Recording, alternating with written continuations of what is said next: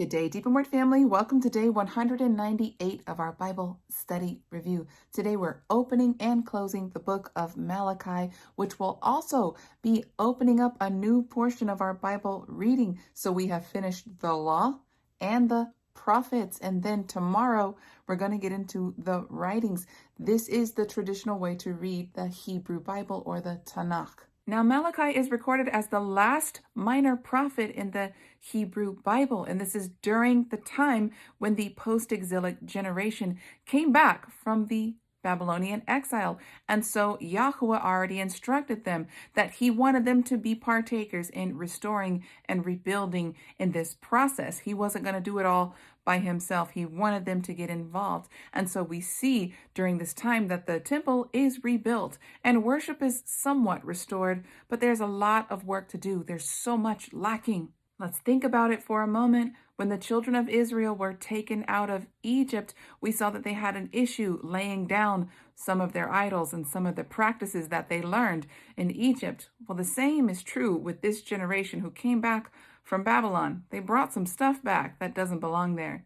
In these chapters, you're going to see that Malachi is going to call out the priesthood because they have become corrupt. We see that divorce is running rampant and a slew of other issues that we're going to read about. Let's get into it. Chapter 1, verse 1. The oracle of the word of Yahuwah to Israel by Malachi. It says, I have loved you, says Yahuwah. But you say, how have you loved us? Was not Esau Jacob's brother, says Yahuwah. Yet I have loved Jacob, but Esau I have hated. I have made his mountains a desolation and left his inheritance for the jackals of the desert. Verse 4, where areas Edom says, we are impoverished, but we will rebuild the ruins. Thus says Yahuwah of hosts, they may rebuild, but I will tear it down. They will be called the wicked territory and the people against whom Yahuwah has indignation forever. Your eyes will see this, and you will say, great is Yahuwah beyond the border of Israel. And so we get this picture that those who came back from the Babylonian exile, they're questioning Yahuwah's love for them. And he's reminding them, did I not rescue you from the hands of your brother Esau? Was he not the firstborn, right? Did I not favor you over your brother? And when they showed hatred towards you, did I not handle that for you? It's like Yahuwah has to remind them that they're the ones who broke the covenant. It was never him. He has always proved his love towards his people. And now we're going to walk into the portion where Yahuwah is going to deal directly with the priesthood, right? Those who are called to lead the sheep towards him. So let's pick up in verse 6. It says, a son honors his father and a servant his master. If then I am father, where is my honor? He's like, you honor your earthly father, but am I not the father of all human beings? Where's my honor? And he says, and if I am master, where is my fear? Says Yahuwah of hosts, you, O priest, who despise my name. And then here's a picture, right, of the Judeans asking Yahuwah the question, but you say, how have we despised your name? And then he says, you offer defiled food on my altar, but say, how have we defiled you? By saying the table of Yahuwah is contemptible. When you offer the blind as a sacrifice, is it not evil? When you offer the lame and the sick, is it not evil? Offer it now to your governor. Would he be pleased with you or accept you, says Yahuwah of hosts?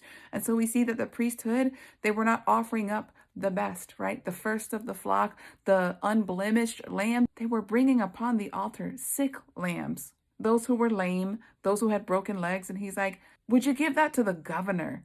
Of course you would not. So why would you give that to me? Verse 9, he says, but now entreat Elohim's favor that he may be gracious to us. With such offerings from your hands, will he accept you favorably, says Yahuwah of hosts? Who is there among you who should shut the doors that you might not kindle fire on my altar in vain? I have no pleasure in you, says Yahuwah of hosts, nor will I accept an offering from your hand.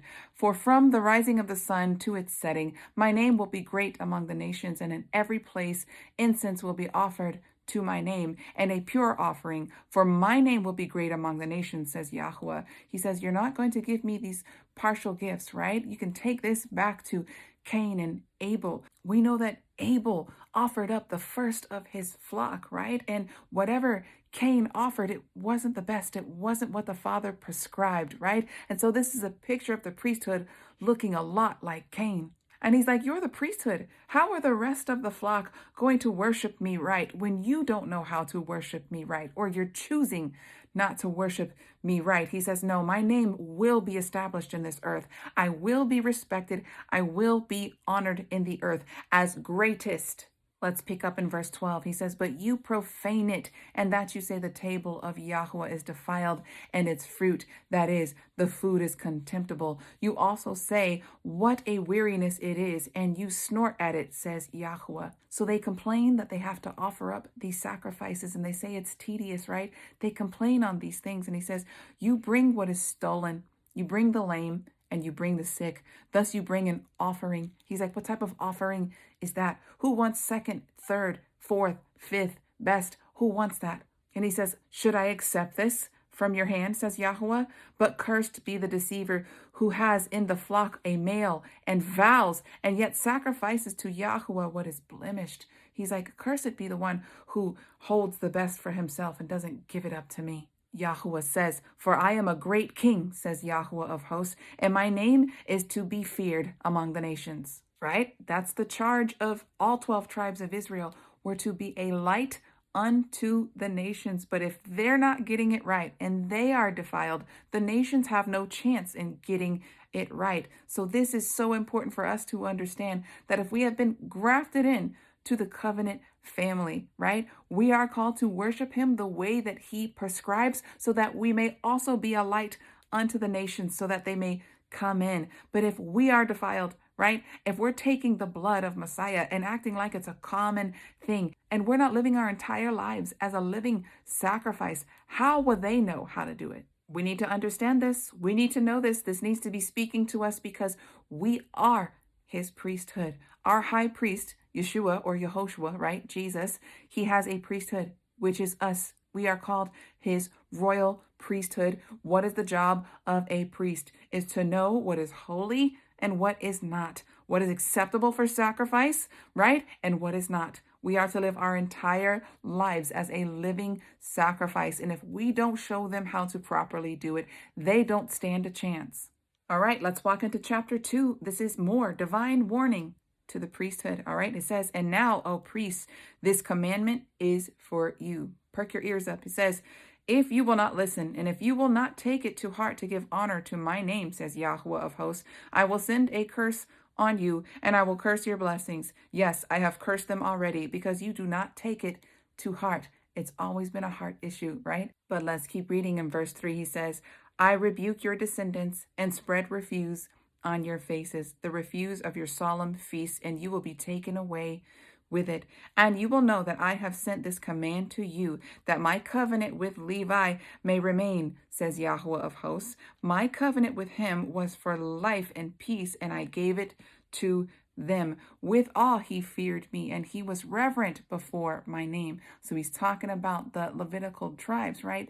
Back in the early days when they first started, he says, true instruction was in his mouth, and injustice was not found on his lips. He walked with me in peace and with uprightness, and turned many away from iniquity. That's the job of a priest.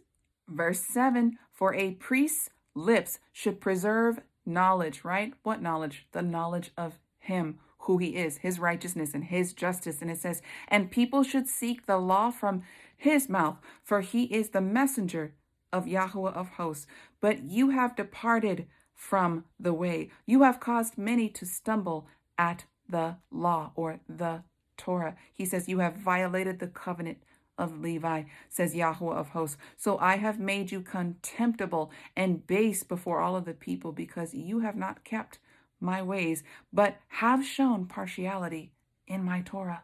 Let me hit the pause button and just go back to Hosea chapter 4, verse 6, because we need to understand what this is saying to the priesthood, right? Our Messiah is called the high priest. He is called Melchizedek, right? And we need to understand that our calling is the priesthood. And it says right here in Hosea 4, verse 6, My people are destroyed for a lack of knowledge, lack of knowing him, a lack of knowing his law, right? The law is a part of who he is, right? He expects righteousness and justice. Those are the two pillars of his heavenly throne, right? And he says, because you have rejected knowledge, because you have rejected his Torah, because you have rejected the truth, he says, I will reject you from being my priest. Come on, we need to make those connections from front to back, because our Messiah said that many will come to him and say, Lord, Lord, and he will say, depart from me. I don't know you, right? Knowing is a close covenant Hebrew word suggesting becoming one with him, right? In John chapter 17, he states to the Father that he wants us to be one with him as he is one with the Father. And so if you truly reject his word, his Torah, his righteous instructions that guard our lives, he says, if you reject that, I will reject you from being my priest. All right, let's pick back up in chapter 2. Verse 10 of Malachi, it says, have we not all one Father? Has not one God created us? Why do we deal treacherously with one another by profaning the covenant of our fathers?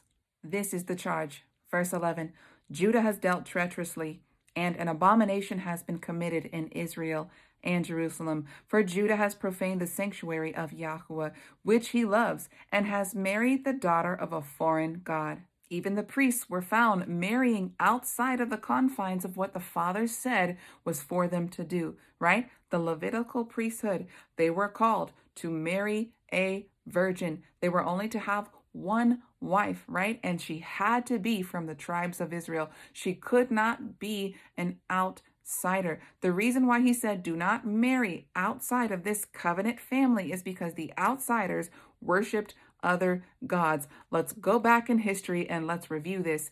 King Solomon, how many wives did he have, right? And those wives pulled him away from worshiping his God. Also, remember back in the book of Numbers when Balaam was trying to pronounce a curse over the children of Israel, and he realized that he could not curse them, but he can get them to curse themselves, right? And so he sent in the Moabite women to entice the men of Israel, and they did. They started sleeping with the Moabite women, and then there was a curse over the people. Let's pick up in verse 12. He says, may Yahuah cut off from the tents of Jacob any descendant of the man who does this, teacher and student, yet who brings an offering to Yahuah of hosts. He says, look, he's going to cut you off for marrying these foreign women, right? Because these foreign women, they are known. They are prone to get you to go away from your Elohim. And he says right here in verse 13, this is the second thing that you do. You cover the altar of Yahuah with tears, with weeping and crying out, because he no longer regards the offering, nor receives it with goodwill from your hand. Yet you say, why? And he says, it is because Yahuah has been a witness between you and the wife of your youth, against whom you have dealt treacherously, yet she is your companion and your wife by covenant. How can we liken this to modern day so we can understand what Yahuah was saying to these priests during that day, right? So take a pastor. Say he's loving on the body, his assembly, but he goes home and he beats on his wife or he treats her unfavorably. He says, I will not take any offering from your hand because your first ministry is at home with your wife. How dare you go in front of the masses and act holier than thou, yet you are wicked to your own wife, the wife of your covenant. And so Yahuah is sending a strong rebuke to the leaders who are leading the masses, yet not leading well in their own homes. And he says, did he not make them one, right? There's that word, echad. He says, having a remnant of the spirit. And why one? He seeks godly offspring. That's why he makes marriage, right? And so he warns them and he says, take heed to your spirit that you do not deal treacherously, right? And he's talking about with your wife. We know that Christ loves the church like a man should love his wife. If he had to, he's called to lay down his life to cover his wife. That's how much you're supposed to love your covenant partner. And you do that with her first, right? You do that with her first before you seek covering the congregation, right? Your job as a husband is to cover your wife. And then when you bring forth seed, you bring forth godly seed so that his righteousness keeps duplicating within the earth. But he says, if you're being a hypocrite, right, and you're duplicating wickedness and you're a filthy example in front of my people, he says, beware. Verse 16, for Yahuwah, the Elohim of Israel, says that he hates divorce, for it covers one's garment with violence, says Yahuwah of hosts. Right? So there's a picture. Maybe you've had this illustration before of two pieces of paper, right? And marriage is held together by covenant words and promises. And let's picture that as the glue that holds them together, right? So the two have become one, echad, right? And so if they pronounce that they are breaking that covenant, there's no way to truly separate those two pieces of paper without there being some tears and some rips, right? There's going to be some cracks in that vessel. It covers one's garment with violence. And so Yahuwah is addressing this issue that they're having of divorcing, remarrying, divorcing, and remarrying, because we remember by reading, right, the law of Moses, Moses said, because of your hard hearts, I have allowed you to issue a certificate of divorce with your wife, but that was never what Yahuwah had intended from the very beginning. Back in those days, if a man was not pleased with his wife, or say he didn't like the way that she cooked, he could hand her a certificate of divorce and send her off, right? And she would have no covering. He's like, this covers her with violence. You're sending her off with no covering. Now she's not a virgin. Who's gonna remarry her? You're leaving her in this dire situation. It would be an immediate red flag to the next man. Well, what's wrong with you? Why did he hand you a certificate of divorce? And why would I pick you up? Yahuwah has a heart for women to be covered in marriage, right? The husband is called to protect and provide for her. And so if that is taken away from her, it is like violence in her life. She is left uncovered. She is left seeking for shelter and for safety, right? And he's saying, do not deal treacherously. I am warning you. And then Yahuwah has this against them as well. He says, you have wearied me with your words. And they say, how have we wearied him? When you say everyone who does evil is good in the sight of Yahuwah and he delights in them, or where is the Elohim of justice? And so the post-exilic generation, they were complaining before Yahuwah because it seemed like the wicked ones were prospering, right? They were like, it seems like they're good in your eyes because they're prospering, right? And you're not bringing judgment on them. Why are the righteous still in this predicament, right? Why are we still struggling? Why are we dealing with these things? And yet the wicked ones prosper. They're like, where's the God of justice? Where is he? Anyone who has been following Messiah, who is led by the Spirit, can identify with this feeling, with this sentiment right here, right? Some of us may ask the question, well, I'm being led by your Spirit, right? And I'm following the commands as best as I possibly can, yet I see these wicked people prospering in the earth, and it doesn't seem like any judgment is coming to them whatsoever. It seems like they're living it up, right? Living their best life, right? And so we see that there's a delusion, right? That's smoke in mirrors, because our blessings for following the commands, we have the peace that surpasses all understanding. And those who are worldly, who seem like they're prospering, right? They have the worldly riches, right? They gloat that in front of everyone, but they don't have peace of mind. They are suffering. They are not happy with themselves. Many of the celebrities will come forth and say it outright that they are miserable, but they have signed these contracts, right? And they believe that they have sold their soul. So they keep doing what they're doing, and they're absolutely miserable. Don't be fooled by the smoke and mirrors. They're not happy. They're not at peace. They're absolutely miserable. And many of them are tormented by demons because they have signed contracts with Satan. Let's walk into chapter 3 and hear the promise of the Father. He says, I will send my messenger, and he will prepare the way before me, and the Adon, whom you seek, will suddenly come to his temple.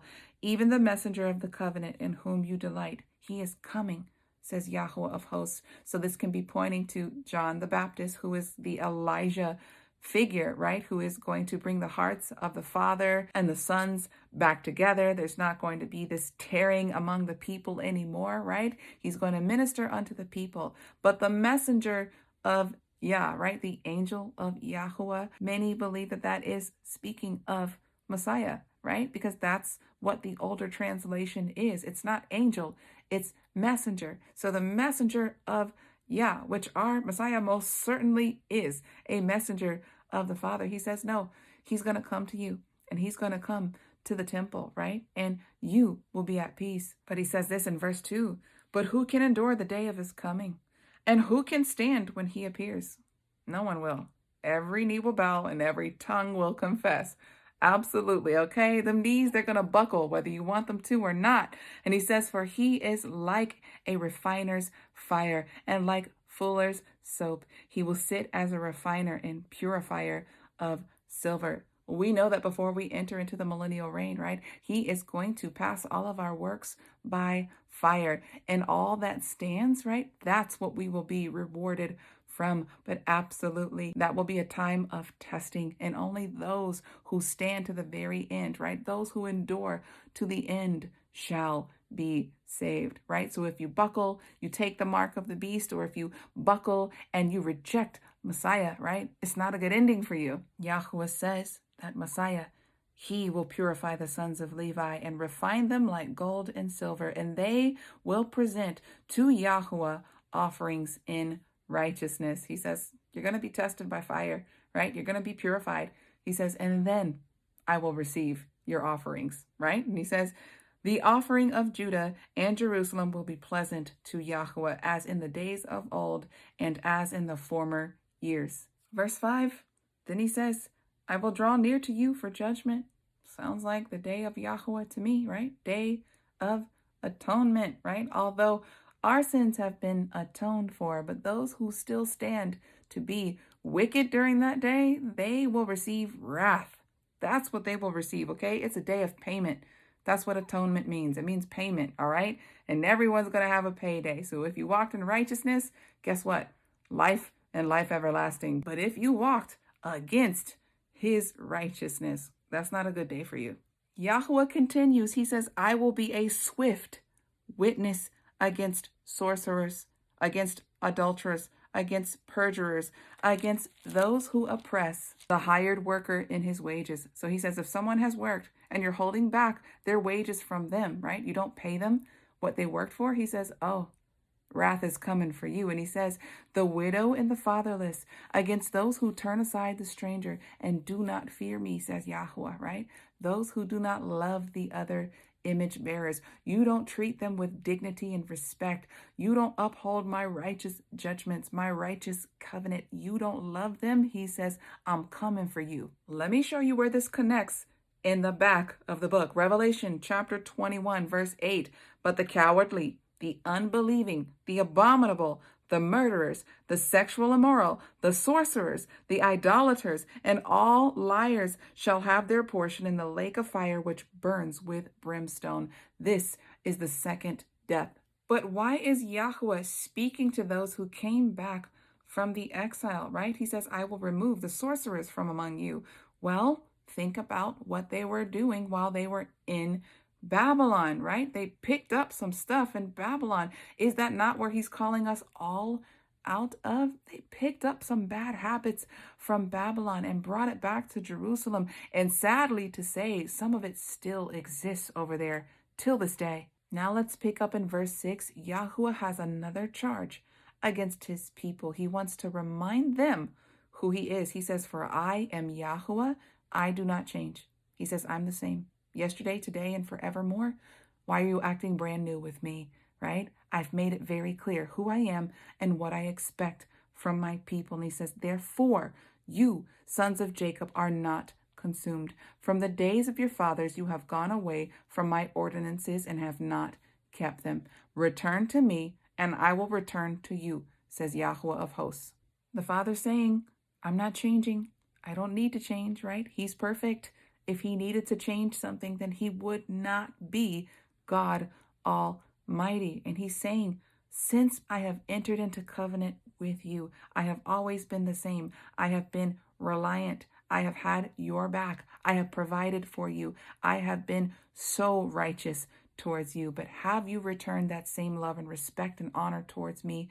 No, you have not. He says, return back to me so that I can heal you, so that I can truly be one with you, but you won't be one with me. But you say, how shall we return? Will a man rob Elohim? Yet you have robbed me.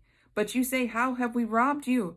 And he says, in tithes and offerings, you are cursed with a curse, your whole nation, for you are robbing me. Bring all the tithes into the storehouse, that there may be food in my house, and test me now in this, says Yahuwah of hosts, if I will not open for you the windows of heaven and pour out for you a blessing, that there will not be room enough to receive it. He's saying there's a trust issue, there's a heart issue, right? You hold back what is rightfully mine. You don't give me the first, although I've given you everything that you have, the clothes on your back, the food in your belly. I've given you everything. And he says, test me, bring me the first, and see that I won't bless the rest of it. And then he says this, if you are faithful in doing this, watch what else I will do. I will rebuke the devourer for your sakes, so that it will not destroy the fruit of your ground, and the vines in your field will not fail to bear fruit, says Yahuwah of hosts. He says, look, the one who comes to steal, kill, and destroy, he says, I will rebuke him, right? If you are faithful in doing this thing. And he says, then all of the nations will call you blessed, for you will be a delightful land, says Yahuwah of hosts. And then he says this against his people, which really hurts my heart when I read it. He says, your words have been hard against me, says Yahuwah. Yet you say, what have we spoken against you? And this is his response. He says, you have said, it is vain to serve Elohim. What profit is it that we have kept his ordinance, and that we have walked as mourners before Yahuwah of hosts? And now we call the proud blessed, for those who do wickedness are built up, that they test Elohim and they escape.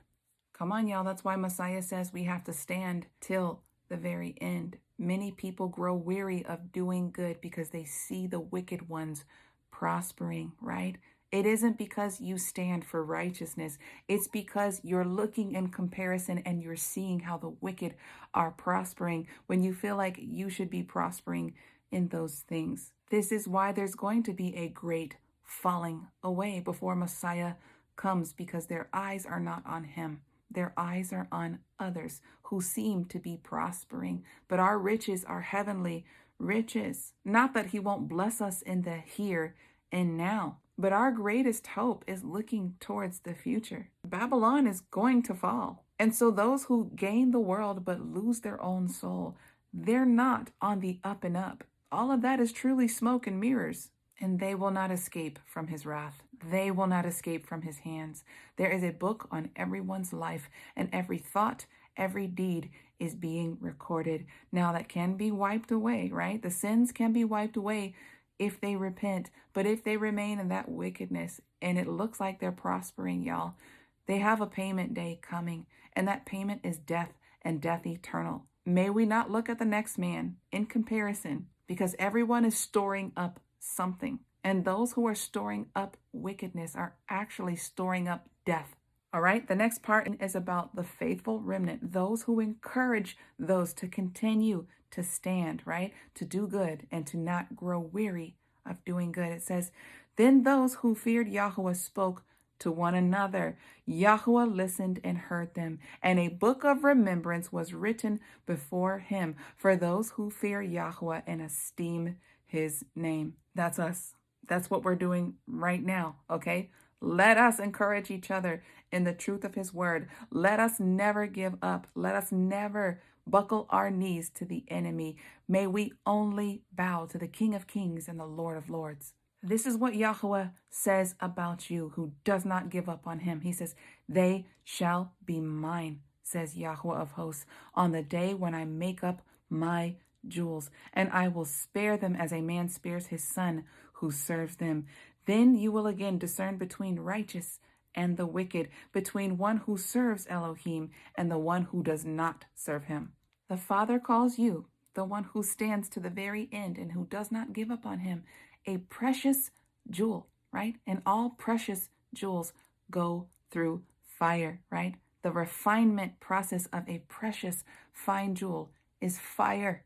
This is a great time of testing, but those who stand through the fire, those are the ones who he knows love him. And now let's open up chapter 4 and close out the book of Malachi. It says, surely the day is coming, and it's coming like a burning oven. All of the proud, yes, all evildoers, they will stumble. The day that is coming will burn them up, says Yahuah of hosts, so that it will leave them neither root nor branch, meaning they won't be able to regrow, repopulate, we'll never see them again. He says, but for you who fear my name, the Son of Righteousness will rise with healing in its wings. You will go out and grow up like calves from the stall, and you will tread down the wicked, for they will be as ashes under the soles of your feet on the day when I do this, says Yahuah. So the Father was encouraging those who were discouraged back in the day, and he's speaking to us as well. He says, remember the law of Moses, my servant, the statutes and judgments which I commanded him at Horeb for all of Israel. And guess where you have been grafted into, okay? So he's speaking to you as well right now. And he says in verse 5, see, I will send you Elijah the prophet before the coming of the great and dreaded day of Yahuah. And this, of course, has a double reference because we know that the Elijah pictured figure in the New Testament is actually John the Baptist. And many also anticipate the coming of Elijah, the one who was taken up in the fire chariot up to the heavens, right? He never died. And many anticipate in the book of Revelation that Elijah will come back as one of the two witnesses, okay? That's the double reference here. And he says, he will turn the hearts of the fathers to their children and the hearts of the children to their fathers, lest I come and strike the earth with a curse. And maybe you know this, and maybe you don't. But for many Yahudim who do not know who the Messiah is, right? They're anticipating his coming, but they don't know that it's actually Yeshua or Yehoshua.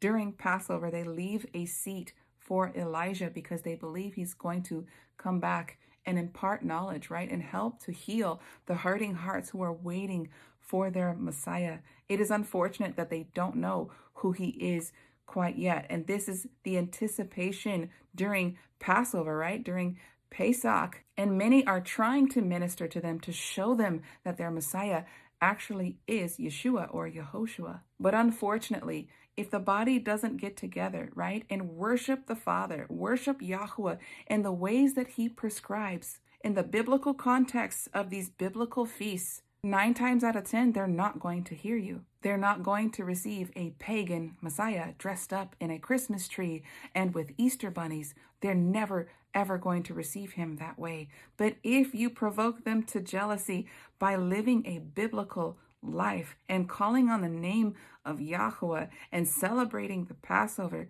then you're going to start to intrigue them. Be the hope that they need. Many of them do these biblical feasts and they don't know what it's pointing to. They don't know who it's about, so they lose the fervor. They lose the excitement of the feast. And for those who don't know who the Messiah is, their promises and their hopes stop at the book of Malachi. This is where it stops for them. Shine the light of Yeshua. Shine his light so bright so that they can see that the story does not end with the book of Malachi. It keeps moving forward. Study to show yourself approved so that you could minister, so that you could show them who their Messiah is. Many of them are turning their hearts over.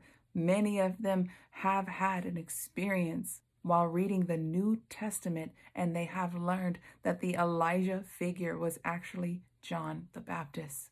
He prepared the way, and he made the way straight for the coming of our Messiah. Now, he came one time to fulfill the lamb part, but he's coming back again to fulfill the kingly role as the Lion from the tribe of Judah. Congratulations, Deep in Word family. You have finished the first 2 portions of the Hebrew Bible, the Law and the Prophets. I will see you tomorrow for the opening of the writings. Until then, Yah bless.